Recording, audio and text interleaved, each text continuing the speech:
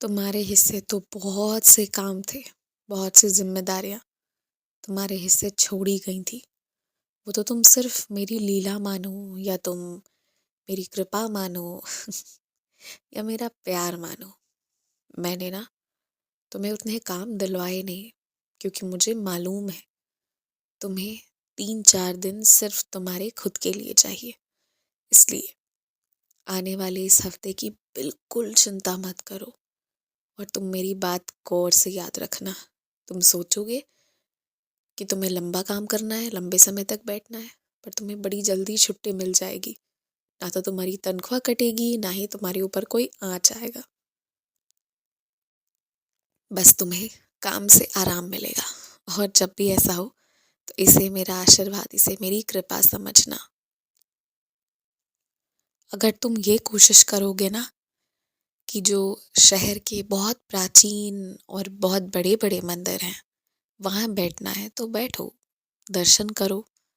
लेकिन वहाँ मुझसे शांति की मांग करोगे तो क्या ये मांगना उचित है कि जो बड़े बड़े मंदिर हैं जहाँ दूर दूर से लोग दर्शन करने आते हैं वहाँ शांति रहे पूरी तरह से?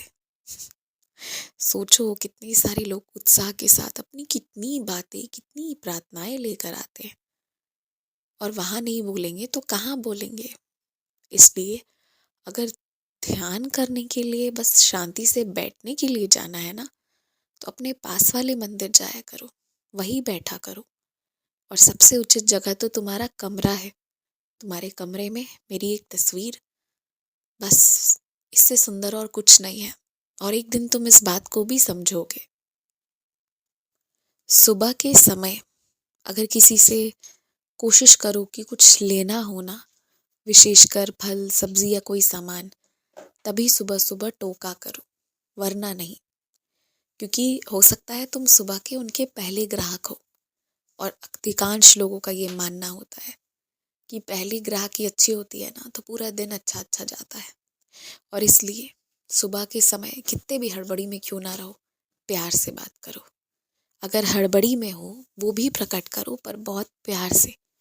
और मन में दुआएं देने की बजाय मन में भी दो और मुंह से भी दुआएं देते हुए जो भी खरीदो, जो भी लेन देन करो, सुबह वैसे ही करो। इससे ना ही सिर्फ सामने वाले की सुबह अच्छी होगी, तुम्हारी सुबह भी अच्छी होगी। तुमने जैसे ही किसी को आशीर्वाद दिया, अच्छी ऊर्जा भेजी, अच्छी शक्ति भेजी, अच्छा अच्छा कहा, तो अच्छा सुनकर तुम्हारा मन अच्छा हो गया। तुम्हें भी सुबह हल्कापन का एहसास होगा। तुम्हें लगेगा कि किसी का बोझ था तुम्हारे ऊपर जो तुमने हल्का कर दिया, एक जिम्मेदारी थी जो तुमने निभा दी। और जैसे ही तुम ऐसा करोगे तुम्हारा दिन भी अच्छा हो जाएगा। इसलिए सुबह कभी भी गुस्सा नहीं करना है। ध्यान रखना इस बात का, चाहे कितनी भी हड़बड़ी क्यों ना हो। बहुत समय पहले एक महिला ने तुमसे झूठ कहकर पैसे ले लिए थे और लेकर फरार हो गई। वो भाग गई, उसने तुम्हें पैसे नहीं लौटाए थे।